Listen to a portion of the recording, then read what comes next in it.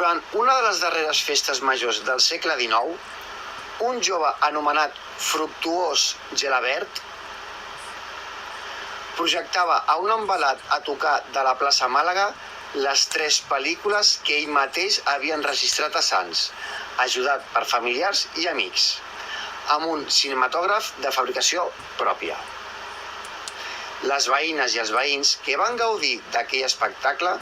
potser sense ser-ne conscients, estaven vivint un moment històric, les primeres passes del cinema a casa nostra.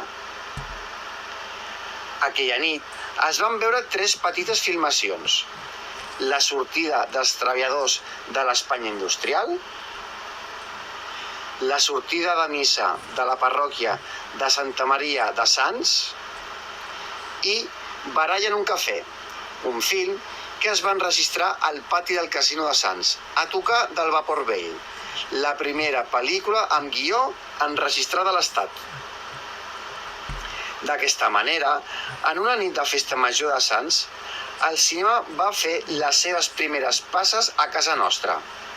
i la vida d'aquell jove Fructuós Gelabert va quedar per sempre vinculada al cinema.